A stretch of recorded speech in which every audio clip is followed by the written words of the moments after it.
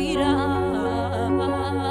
guya kuma olura obdi kekesa guya tokolu nafaya mana kekesa guya tokolu nafaya. Nagaan Kristos Yesus iddoo jirtan hundumaatti isiniif haa baay'atu. Anis obboleessi keessan Yaadasaa Shiriidha. Yaada kanaan booda waa'ee waaqeffannaaf waa'ee faarfannaa irratti waliin mari'annu qabadhee kutaa jalqabaa har'aa walii wajjin akka ilaalluuf Waaqayyo Gooftaan nu gargaaree har'aa kan jalqabnu ta'a. Waaqayyo Gooftaan inni nu waame, inni utuu nuyi gadameessa haadha keenyaa keessatti hin tolfamin yaadee waa'ee keenyaaf qopheesse. Dhaaltuu mootummaa Waaqayyoo Kiristoos ilma Waaqayyootiif warra hojjetan nu godhee waggaa baay'een dura inni sammuu isaa keessatti nu uume. Erga lafarratti uumamne immoo inni nu eegee akkasitti nuun hojjechaa jiru. Maqaan isaa bara baraan eebbifamu. Baay'ee natti tolaan biyya lafaarratti dhalachuun koo maaliif Waaqayyo waan na uumeef qaba. Waaqayyo maal akkan hojjedhu,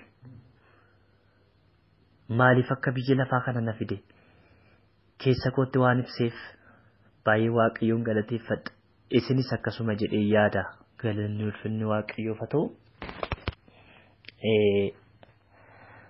Seensaa barumsa keenya irratti kan amma qabadhee dhiyaadhe kan walii wajjin akka sheerii godhu barbaadu jalqaba utuu gara waaqeffannaa yookiis gara faarfannaan deemin duraa Waaqayyo maaliif nama uume isa jedhu walii wajjin ilaalla.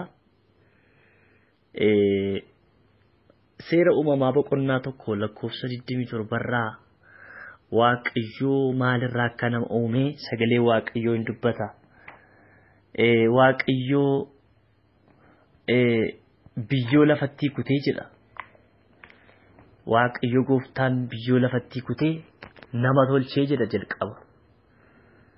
Dhoqqeerraa biyyoorraa erga nama tolchee booda hafuura jiraataatti baafatee jedha. Amma laalaalaa namni dhoqqeerraa tolfamee lafa jira.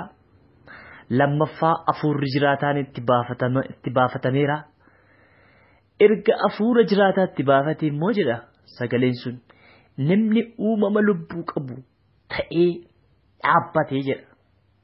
Galanni Waaqayyoof haa ta'u. Yeroo dhoqqee duwwaa of hin beeku ture. Maaliif dhoqqeen dhoqqeedha waan ta'eef akkuma isin beektan konkolaataan iyyuu motora malee hin deemu. Kanaaf Waaqayyo Gooftaan hafuura jiraataa kan ofiisaatti baafatee erga inni hafuura jiraataa sanatti baafatee booda waa lama laalla. Dhoqqeen jira yookiin supheen namni irraa tolfame hafuurri jiraataan jira. Erga lamman isaanii wal arganii maaltu uumame? Uumama lubbuu nama lubbuu qabu jiraataatu uumame. Kanaaf namni waa sadii of keessaa qaba. Namni hafuura qaba, namni foon qaba, namni lubbuu qaba. Galanni ulfinni Waaqayyoof haa ta'u.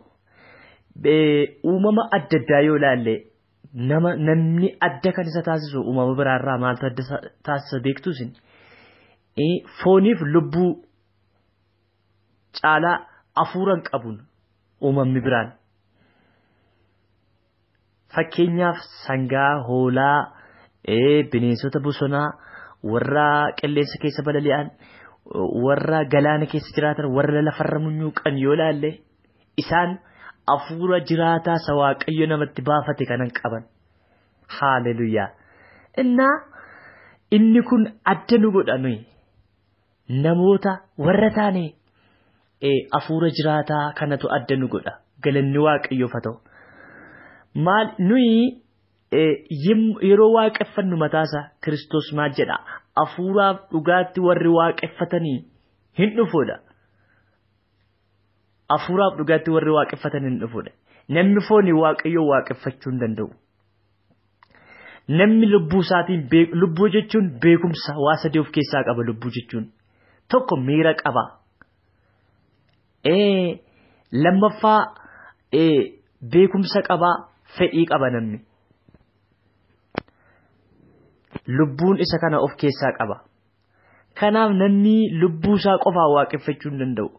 Namni foon isaa qofaa waaqeffachuu hin danda'u. Jalqaba waaqayyoof nama gidduutti connection kan uumu afuura keenya jechuudha.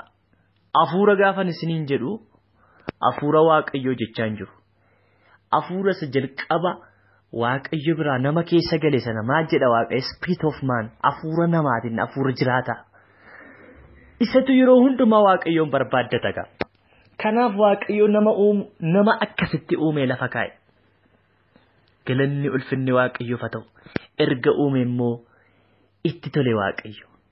Nama uumuunsaa itti tole.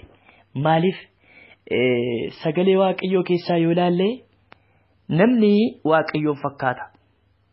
Namni waaqayyoon fakkaata. Akka bifa isaaf akka fakkeenya isaatti uume jedha. Ingiliffa isaa yoo ilaaltan namni image of God and his likeness jedha. Kana jechuun waan baay'eedhaan namni waaqayyoon fakkaata. Fakkeenyaaf we were made to resemble God. Wanti nuyi uumamnee fi waaqayyoon fakkaanneeti. Waaqayyoon fakkaannee fakkii waaqayyootiin uumamne salphaadhumatti waan baay'ee keenyatu waaqayyoon fakkaata. Tokko maaliin waaqayyoon fakkaanna yoo jettan afuura jiraataas jalqaba waaqayyoon nutti baafate sun waaqayyoon nu fakkeessa. Sababiin isaa lafa kanarraa miti afuurri sun. Afuurri sun lafa kanarraa waan hin taaneef waaqayyo qofaa biraa waan dhufeef nuyi afuuraan connectionii waaqayyoo wajjin qabnuun waaqayyoon fakkaanna. Galanni waaqayyoof haa ta'u. Inni biraan waaqayyo waan hundumaa irratti domineetii godhee jiraata. Aboo waan hundumaa qaba. Waaqayyo gaafa nama uume namaaf domineeshinii kenneef. Dominiin godhee uume waaqayyo. Maal jechuu isaati? Bineensa caakkaa irratti, qurxummii galaanaa irratti, waan lafarra munyuuqan, waan lubbuu qaban, waan lubbuu hin qabne hundumaa irratti waaqayyo maal godhee uume? Nama aangoo qabeessa godhee uume. Abbaa taayitaa godhee uume. Kanaan waaqayyoon hin fakkaanna. Fakkeenyaaf mentally, morally and socially likeness waaqayyoon kan fakkaannu sammuudhaan mentally waaqayyoon hin fakkaanna. Kana jechuun maal jechuudha? Nuyi yeroo uumamnee righteousness or qajeelummaa qabna, perfectness ni perfectii turre yeroo waaqayyo nu uume. Lammaffaa holy qulqulluu turre akka waaqayyo. Kanaan waaqayyoon hin fakkaanna. Galanni ulfinni waaqayyoof haa ta'u. Kan biraan immoo social yoo ilaalle namni nama akka isaa jaallata. Waaqayyo jaalaladha. Waaqayyo gooftaan jaalala waan ta'eef namni neecharii jaalalaa qaba gaafa uume. Baay'ee nama jaalala. Sababii isaa keessi isaa cubbuun hin marrazamne. Sammuun isaa nagaa ture. Qaamni isaa nagaa ture. Meentaalii nagaa ture namni. Perfectii ture. Waan ta'eef akka waaqayyootti yaada ture namni. Akka waaqayyo yaadutti yaada. Har'a mataasaa nama waaqayyoo namoonni ta'uu barbaannu akka Kiristoos yaadutti yaaduu nurra jiraata. Sababiin isaa we have the mind of Christ jedha waan ta'eef nuyi sammuu Kiristoosiin qabna wanta jedhuuf uumama akkasiitiin turre. Galanni waaqayyoof haa ta'u. Hunduum Daawit maayedha xinnoodhuma see ofii keetii gadi nu goote. Yeroo waa'ee namaa dinqifatu xinnoo see ofii keetii gadi nu goote jedha. Galanni ulfinni waaqayyoof haa ta'u. Nu waan baay'eedha waaqayyoon fakkaanna. Iyesuus Kiristoos akkasitti nu uume. Haalleluuyaa. Waaqayyo maaliif nama uume isa jedhamutti yoo deebine Isaayyaas 43:20 hanga 21tti yoo ilaalle sagalee waaqayyoo maaliif akka nu uume hin dubbata. Namni ulfina koo haimuuf an uumadhe jedhe waaqayyo gooftaan. Namni ulfina koo haimuuf waan biraaf nu uumne waaqayyo gooftaan. Akkamma addunyaan baay'ee fagaate qaroominaan fagaate addunyaan sirbaan addunyaan faashinii adda addaan addunyaan amala gaggade adda addaan addunyaan waaqeffannaa hamaa waaqeffannaa waaqa tolfamaaf waaqeffannaa hafuura hamaatiin guutame sun taane jalqaba parpasii waaqayyo nama uumeef namni akka isa waaqeffatuuf ulfina isaa akka himuuf uume waaqayyo kaayyoo biraaf hin uumne. Sababii zamaaniif namni waan baay'ee waaqayyoon akka fakkaatan malaalleerra. Namni burtukaanii yoo dhaabdan mangoo irraa cirachuu hin dandeessan.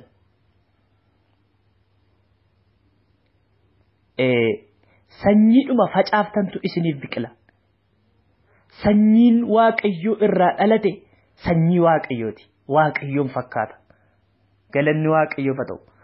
Maal godhu garuu hafuurri hamaan amma biyya lafaa kanarratti waan baay'ee kompleksii waan ta'e waan hojjechaa jiruuf namni wanta uumameef dagatee waaqeffannaa uumameef dagatee jireenya uumameef dagatee wanta uumameef dagatee beekumsa biyya lafaa duukaa bu'ee waan biyya lafaa duukaa bu'ee hamaa biyya lafaa duukaa bu'ee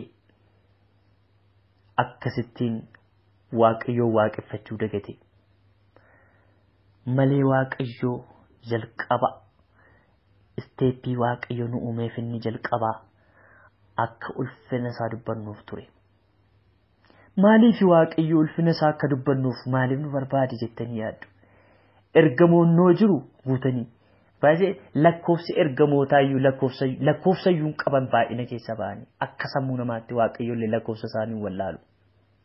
Waaqayyo beeka ofii isaatii uume wanta ta'eef. Utuu seexanni gadi hin darbatamin dura baay'ee seexanni hammina isaatiin hammina mataa isaa duwwaadhaan kan lafatti gad darbatame.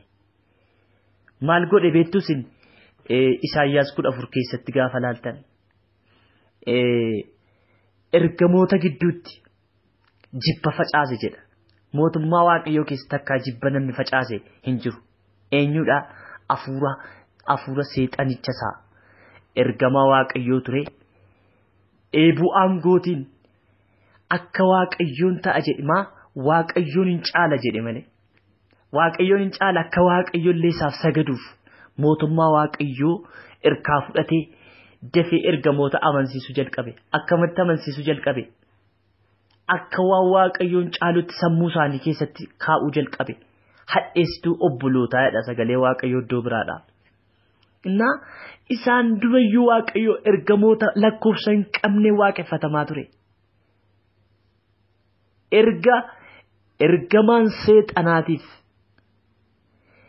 akkasuma hordoftoonni isaa agaan warri jedhaman sun gadi darbataman iyyuu waaqayyo ergamoota qulqullootaan warra amanamoo kan isaatiin waaqeffatamaa ture. Garuu maaliif namaan waaqeffatamuu barbaade waaqayyo? Ergamoonni waaqayyoon hin fakkaatan. Hafuurota haa ta'an malee kan waan hundumaa waaqayyoon fakkaatu namadha. Akka sagalee waaqayyoo jedhutti. Iddoo namaaf iddoo gaafa kennu waaqayyo tokkoffaa Qorontos boqonnaa 6 maal jedhaa? Nuyi ergamoota waaqayyootti iyyuu faraduuf akka jirru beektaniire jedha. Hamma kanaatti nama guddise waaqayyo. Hamma ergamaa waaqayyootti faradutti. Hallelujah. Nuyi adda.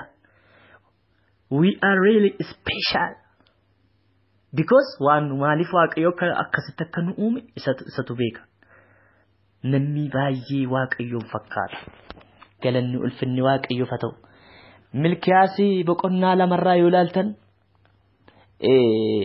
waaqayyo maaliif akka nama jaallatu sanyii ofiisaa kaafachuuf fedha. Sanyii ofiisaa kaafachuuf warri dhala qaban warri ijoollee qaban ifama anillee ammaaf hin qabu gaafa waa'ee ijoollee haasa'an akkasumas miira isaanii ijoollee isaaniitiif qaban addadha. Miirri ijoolleedhaaf namni qabu gaafa seen kuftuu keessa namaatii wanti nama raasu nama waan wayi nama godhu jira. Gaafa seen dhukkubsattu maaliif fooni waan ta'eef namatti cittee waan ta'eef baay'ee waaqayyo akka jaalala akkasii nuu qaba. Keessumaa Kiristoos Yesuus ammaa gaafa biyya lafaa kana kufaatii namaa calliseen ilaalle waaqayyo gooftaan baay'ee waan lubbuun waaqayyo namatti hidhamee jiruu fi kufaatiin namaallee baay'ee waaqayyoon gaddisiise. Kufaatii namaa kanaa fedhee gooftaa Yesuus Kiristoos biyya lafaa dhufee akka namaatti jiraate nama kana nama isa kufe kana deebi'ee argachuudhaaf nama isa bade kana deebi'ee argachuudhaaf waaqayyo Kiristoos Yesuus maal godhe beektuusin gara biyya lafaa dhufee lubbuu ofiisaatii kenne foon ofiisaatii kenne jireenya ofiisaatii kenne deebi'ee nama kana gara isaatti deeffate. Haaleluyyaa! Yesuus guddaadha. Nama jechuun nama qoosaatti uumame miti. Galanni ulfinni waaqayyoof ta'u. Galata nurraa galata keenyaan mee waaqayyo baay'ee gammada. Galata keenyaan garaan isaa baay'ee gammada. Nutti baay'ee gammada waaqayyo. Mucaa koo gaafa jedhu. Haleluuyaa! Yesuus gooftaadha. Qoosaa isinitti hin fakkaatin waa'ee nama relationshippiin namaaf waaqayyoon gidduu jiru. Dhugaan isinitti hima. Qayyabadhaa meeqoodhaa isinis. Haleluuyaa. Kiristoos isaanii keessumaa gaafanii waa'ee Kiristoos qayyabadhu maaltu na dhiba beektu isin. Haleluuyaa. Kiristoos foon isaatiin dhiphina hammana hin jedhamne akka fudhate hin beekna. Hamma inni yeroo tumamaa yeroo reebamaa ture. Hamma inni isaa nanna isaa keessa yaa'u dadhabutti nanni isaa ciccitee ture. Dhiphina hammana hin jedhamne akka Kiristoos kan dhiphatee biyya lafaa kanarraa du'e hin jiru. Kun foon isaatii yeroo dhiphate. Lubbuun isaa gaafa dhiphatteedha. Yeroo isaan dhugaatii wayiniif hamootii waliin makanii maaliif kennaniif beektuusa nanni isaa akka danazzazee yookiis akka cabbaayee tumaatiin isaanii sun akka obsuuf akka ittiin dhaga'amneef kennaniif turani. Inni garuu lakkii ijoollee kootiif natti dhaga'amuu qaba dhukkubbiin sun natti dhaga'amuu qaba deeti. Baay'ee Kiristoos kan inni dhugaatii sana dideef. Laagaan macaafa faarfannaa keessaa yoo ilaaltan arrabi koo dheebuurraa kan ka'e laagaa kootti qoore jedha. Dheebuu qoosaas isinitti hin fakkaatin dheebuu Yesuus Kiristoos nuuf dheebote.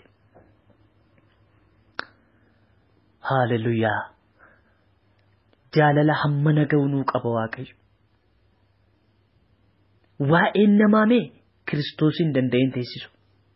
Waaqayyoon danda'een teessisu. Namni bannaan duukaa gad dhufeem Yesuus. Haleluuyaa. Namni isa biraa dhibamnaan namni relationship isaa addaan kunnaani eeggateetu dhufee wanta sana walitti fayyise. Waaqa jaalala akkasii nuuf qabu qabna nuyi. Qoosaa nutti hin fakkaatin waa'een jaalala Kiristoos. Ulfinni galanni waaqayyoof haa ta'u. Kanaaftuu waaqayyo nama kanaa ulfina koo akka inni himuufan uummadhe. Ulfina koo akka inni himuufan uummadhe. Isiniif galeeraayi. Takkaa waaqayyo galata barbaacha mana namaa rurrukutee hin beeku. Ergamootaan eessattuu waaqayyo galataaf ulfinaan guutuudha. Garuu galata ijoollee isaa warra isa fakkaatan irraa barbaada waaqayyo. Waaqeffannaa nurraa barbaada waaqayyo. Kanaaf akkasitti nama uume waaqayyo. Nuyi sanyii waaqayyooti. Sanyii isa qoosaa miti. Sanyii isa dhugaa. warra simatanii fedha. Yohaannis wangeela Yohaannis boqonnaa tokkorraa warra isa simataniif ijoollee Waaqayyo akka ta'aniif aboo isaaniif kennedhe lakkoofsa 13 irraa immoo isaan namatti miti waaqatti dhalatanidha. Ilaamee waan isin beekuu qabdan nuyi dhugaan isinitti hima Waaqayyo sobu sagalee Waaqayyo dhugaadha. Dhugaan isinitti hima nuyi dhibba keessaa dhibba Waaqayyotti wanta dhalanneef Waaqayyo waa'ee keenyaaf karlesii miti. Waaqayyo ciiseen bulu nuyiif Waaqayyo maatiriyaalii tokkorraa uumamne. Maateriyaaliin sun Spirit of God. Afuura Waaqayyo irraa dhalanne. Kiristoos irraa dhalanne. Kanaaf seexanni gaafa nu argu waan Kiristoosin arge fakkaatee iyya.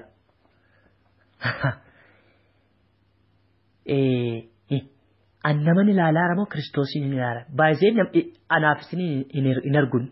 Aboo keenya gaafa laalu Kiristoosuma isa gaafa sana beeku isa qore sana arga nurratti. Gooftaan seexan Kiristoosin arga malee anaaf isin hin argu. Hallelujah. Hamma kanatti dhanwi connectioniin Waaqayyo wajjin connectioniin we are one jedha Yesuus Kiristoos. Ana akkan si wajjin tokko ta'e yaa abbaa isaan immoo ana wajjin tokko ta'aniif. Isinii galeeraay maaloo kanaan booda isin Kiristoosii wajjin tokko nandha tokko. Hallelujah. Nandha tokko qaama tokko nuyi. Akkasitti nu uume Yesuus Waaqayyo gooftaan malee nama isa jedhu duwwaan fudhatinaa. Namni kun quunnamtee akkamii Waaqayyo wajjin akka qabu. Namni kun value akkamii Waaqayyoon biratti akka qabu. Waaqayyo nama keessumaa warra kan Kiristoos ta'an. Warra kan Kiristoos ta'an. Warra Kiristoositti amanan akkamitti akka Waaqayyo laalu. Maaloo dubbisaa. Kitaabota adda addaa dubbisaa. Sagalee Waaqayyoo keessa lixaa. Akkas nama ofiin jettan kanatti isin ilaalu Waaqayyo. Mucaa koo'ee afuura saasat isuma ofiittiin geggeeffamu isin keessa kaa'ee. Isuma isin keessaatiin immoo ofitti isin fide isin hidhee nu hidhee Waaqayyo. Jaalala akkasiitiin nu jaallata. Kanaaf Waaqa kanaaf hojjechuun Waaqa kana waaqessuun Waaqa kana ulfina isaa himuuf waamamne. Akkasitti beennee isaaf hojjennaa. Ulfinni galanni Waaqayyoof haa ta'uuf Waaqayyo gooftaan isin eebbisu. Ameen.